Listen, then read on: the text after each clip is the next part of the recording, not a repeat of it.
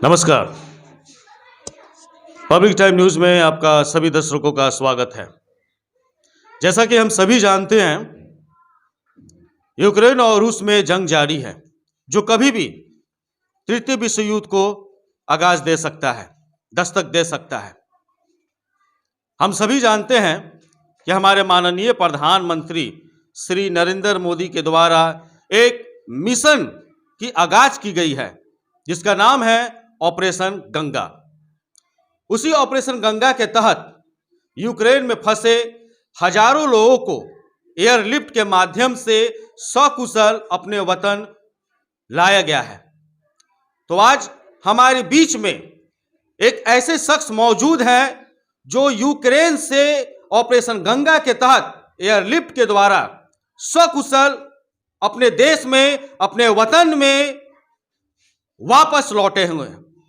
तो आइए हम आपको सीधा मुलाकात कराते हैं बिहार के पूर्वी चंपारण जिला के रहने वाले एक ऐसे मेडिकल छात्र का जो वहां पर यूक्रेन में रहकर मेडिकल की तैयारी कर रहे थे, जो अपने देश में सकुशल ऑपरेशन गंगा के तहत वापस लौटे हैं। तो आइए हम आपको सीधा मुलाकात उनसे करते हैं, जो अभी इस वक्त हमारे बीच मौजूद भी हैं। धन्यवाद। सबसे पहले तो आपको अपने देश सकुशल वापस लौटने के लिए बहुत बहुत बधाई, जो आप ऑपरेशन गंगा के तहत बिल्कुल अच्छे तरीका से सकुशल हमारे देश में लौटे।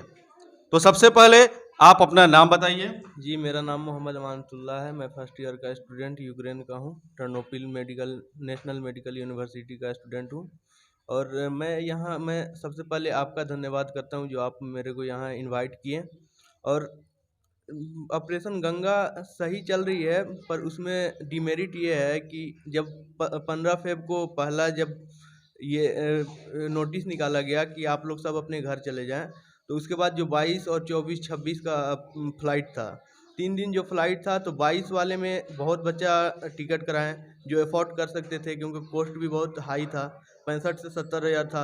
जो अफोर्ड कर लिए वो टिकट करा लिए, और फिर जो सोच रहे थे कि कुछ कम होगा फिर कराएंगे। और हम लोग एम्बेसी को कॉल कर रहे थे कंफर्मेशन के लिए, तो एम्बेसी बोल रही थी कि अभी आप लोग को मतलब कोई ये नहीं है, आप लोग यहाँ अपने देश से ज़्यादा यहाँ सेफ है, इंडिया से ज़्यादा आप यूक्रेन में सेफ है। तो फिर हम लोगों ने यूनिवर्सिटी डाला गया कि आप लोग सब अपने घर चले जाएं। तो उसके बाद जो 22 और 24, 26 का फ्लाइट था, 3 दिन जो फ्लाइट था, तो 22 वाले में बहुत बच्चा टिकट कराएं जो अफोर्ड कर सकते थे, क्योंकि कॉस्ट भी बहुत हाई था, 65 से 70 हज़ार था। जो अफोर्ड कर लिए वो टिकट करा लिए, और फिर जो सोच रहे थे कि कुछ कम होगा फिर कराएंगे। और हम लोग एम्बेसी को कॉल कर रहे थे कंफर्मेशन के लिए, तो एम्बेसी बोल रही थी कि अभी आप लोग को मतलब कोई ये नहीं है, आप लोग यहाँ अपने देश से ज़्यादा यहाँ सेफ है, इंडिया से ज़्यादा आप यूक्रेन में सेफ है। तो फिर हम लोगों ने यूनिवर्सिटी को भी अप्रोच किया, तो यूनिवर्सिटी बोलती थी 3 ऑप्शन दी हुई थी। पहला ऑप्शन ये था कि आप अगर अपने घर जाना चाहते हैं तो 2 हफ्ते के बाद फिर वापस आना पड़ेगा। तो इस वजह से बहुत बच्चा फिर बोल रहे थे कि 2 हफ्ता बाद फिर मतलब जाने आने में ही 1 हफ्ता लग जाएगा, फिर वो क्या मतलब जाके रह भी नहीं पाएंगे, तो फिर जाने का फ़ायदा ही कुछ नहीं है। तो फिर और दूसरा ऑप्शन ये था कि ये यूनिवर्सिटी बोलती थी कि अगर आपको ज़्यादा दिक्कत है तो आप मतलब यूनिवर्सिटी यहाँ से ट्रांसफ़र ले सकते हैं। और तीसरा ये था कि तीसरा में बोला गया था कि मेरा यूनिवर्सिटी या मतलब यूक्रेन की यूनिवर्सिटी यही बोल रही थी कि आपको अगर ज़्यादा ये है तो आप 6 महीने का लीव ले सकते हैं, 6 महीने जाइए अपने घर रहिए, फिर वापस आइएगा, तो फिर सेमेस्टर आपका बैक लगेगा, मतलब 6 महीना आपको पीछे फिर हो जाएगा। तो इसलिए बहुत बच्चा मतलब टिकट करा भी रहे थे, और सब सोचे थे कि मार्च में, और जो आए भी 22 तारीख को, तो 22 तारीख को आ गए। और 23 को जो 24 का जिनका टिकट था वो 23 को कीव गए, और 24 को मतलब पहला ब्लास्ट हो गया, जो जो भी एयरपोर्ट था पूरी तरीके से बर्बाद हो गई। तो वहाँ से बहुत बच्चा वहाँ फंस गए थे, जो यूनिवर्सिटी यानी टर्नोपिल से जो कीव गए थे वो भी वहाँ फंस गए। तो उस वजह से सब बच्चा मतलब वहाँ पे डरा हुआ था बहुत, मतलब वहाँ डर का माहौल। वहां पर क्या नाम बता मुन्ना, आप वहां बताइए मुन्ना जी, जो हमारे देश के द्वारा एक मिशन बनाया गया है ऑपरेशन गंगा, इसके तहत वहां पे जो विद्यार्थी लोग, भारतीय लोग जो वहां पर यूक्रेन में फंसे हुए हैं, क्या इससे वो कितने प्रभावित हो रहे हैं? ये जो मिशन से उन लोग को लाभ हो रहा है या नहीं हो रहा है, उसके विषय में बताइए। जी, लाभ हो रही है, लेकिन सबसे बड़ी दिक्कत है बॉर्डर क्रॉस करना। बॉर्डर क्रॉस करने में ही हम लोग 3 दिन वहाँ रुक गए थे और एम्बेसी कॉल कर रहे थे, एम्बेसी कॉल रिसीव नहीं कर रही थी। कम से कम वो रिसीव करके कुछ ना कुछ तो बोल सकती थी कि ये होगा, मतलब 2 दिन बाद होंगे। आपके कथन अनुसार कि एम्बेसी के आप लोग एम्बेसी में संपर्क कर रहे थे, लेकिन एम्बेसी के तरफ से कोई भी मदद नहीं मिल रहा था। कॉल सीरियस होगी, टेम्परेचर और वहाँ पे बर्फ़ भी। अगले दिन तो गए वहाँ पे, जिस दिन गए लोग उस दिन ठीक था, लेकिन ठंड बहुत ज़्यादा थी, हवा चल रही थी। अगले दिन बर्फ़बारी हो गई, तो जो नीचे फर्श पे भी बैठते थे ज़मीन पे, वो भी बैठने का साधन नहीं था। खड़े खड़े हम लोग 3 से 4 बार हम लोग गए, गेट के पास चले जाने के बाद भी एंट्री नहीं मिल रही थी। मिल रही थी 10-5, मतलब ऐसे। अब उतना 2000-3000 बच्चे में 10-5 एंट्री होना नेग्लिजिबल माना जाता है। तो वहाँ पे बहुत मतलब दिक्कत हुई हम लोगों को। पर फिर भी हम लोग मतलब जो वहाँ पे जाने के बाद गेट के पास से जो धक्का दे के बाहर भगाया जाता था, फिर हम लोग जो आते थे, फिर वहाँ पे बहुत दिक्कत होती थी। फिर वहाँ ठंड में एक वहाँ पे एक कैफेटेरिया थी जिसमें मतलब बैठते भी थे, तो वो भी अगले दिन से बंद कर दिया, मतलब वो भी अंदर नहीं आने दे रहा था। तो यही सब दिक्कत है। ऑपरेशन गंगा मतलब बॉर्डर रोमानिया, मतलब बॉर्डर और यूक्रेन और रोमानिया बॉर्डर पार करना बहुत दिक्कत है वहाँ पे। और वहाँ पे अब धीरे धीरे शायद सुन रहे हैं कि इम्प्रूवमेंट हो रहा है, लेकिन हम लोग जब थे वहाँ बहुत दिक्कत हुई थी। और रोमानिया में इंटर करने के बाद वहाँ सब बहुत अच्छे हैं, वहाँ के गवर्नमेंट भी बहुत अच्छी है, वहाँ की पब्लिक भी बहुत अच्छी है। वहां पर लोगों ने आप लोग को सपोर्ट किया है? हाँ, ये रोमानिया का गवर्नमेंट से लेके वहाँ का मतलब पुलिस वाला जो भी था, सब मतलब हम लोग को सपोर्ट किया। और वहाँ के जो लोकल पब्लिक थी वो बहुत ज़्यादा सपोर्ट की। रहने के लिए शेल्टर दी, खाने के लिए सब, मतलब बिना पैसा रहने के बाद भी हम लोग बहुत अच्छे से वहाँ सर्वाइव कर लिए।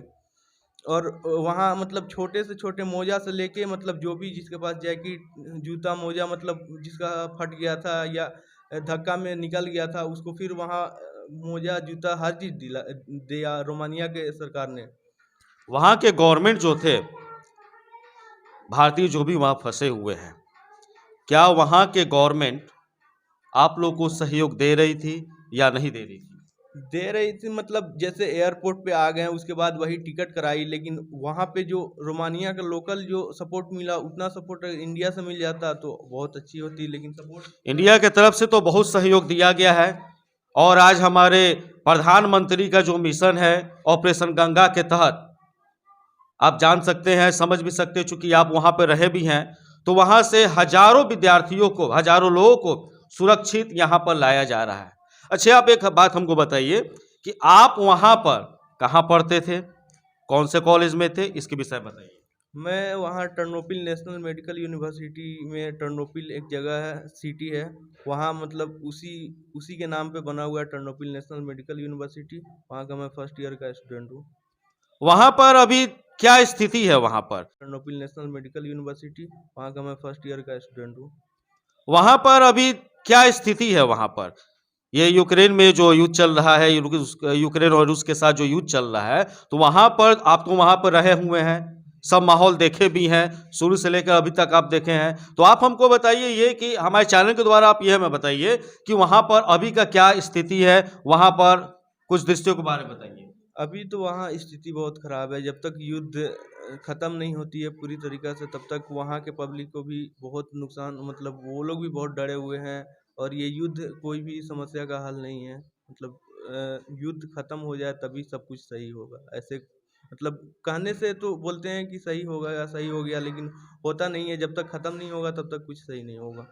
सब अभी वो तो बात है, जब तक युद्ध है तब तक समस्या है, तृतीय युद्ध का भी आगाज हो सकता है। लेकिन कहा जा रहा है कि वहाँ पर जो भी हमारे भारतीय फंसे हुए हैं, वहाँ पर तिरंगा तिरंगा का क्या, वहाँ पर हमारा राष्ट्रीय ध्वज तिरंगा है, आप सभी को बताना चाहेंगे, और राष्ट्रीय ध्वज तिरंगा का वहाँ पर कितना मायने रख रहा है अभी के डेट में? जी, हम लोग जो बस से आए हैं उस पे मतलब हम लोग 3 फ्लैग, एक आगे और 2 साइड में लगा के मतलब आए हुए थे, और पूरा उसमें इंडियन ही स्टूडेंट थे। और कहने का मतलब है कि जिनके पास तिरंगा है उस सकुशल वापस लौटने की उनकी गारंटी है। उन्हें कुछ नहीं हो सकता है जिसके वैन में तिरंगा लगा हो, तिरंगा ध्वज लगा हो, जिसके घर के ऊपर तिरंगा लगा हो, उसे कोई भी, ना रूस उसे टच कर सकता है और ना ही यूक्रेन की सेना उसे टच कर सकती है। इतना पावरफुल है हमारे देश का तिरंगा।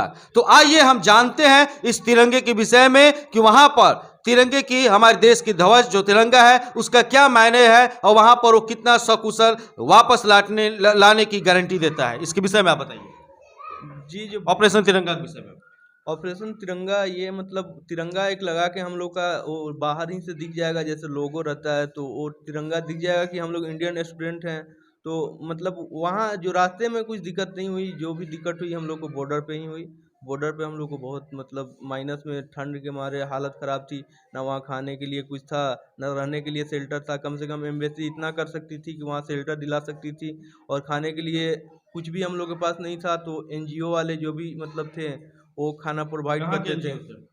वो वहीं यूक्रेनियन, मतलब यूक्रेन के ही थे। तो वहाँ बॉर्डर पे मतलब वही लोग जो भी प्रोवाइड करते थे, तो हम लोग थोड़ा सा मतलब खाना क्या, अब वहाँ पे खाना भी अच्छा नहीं लगता था, लेकिन जो भी पानी वानी ये सब मतलब लेना रहता था, तो पानी भी वहाँ खरीद के पीना पड़ता है। तो वो सब मतलब हम लोग को राहत मिलता था। हमारे देश में एक मेडिकल का स्टूडेंट जो यूक्रेन में पढ़ता था, अपने देश में सकुशल वापस लौट गया ऑपरेशन गंगा के तहत।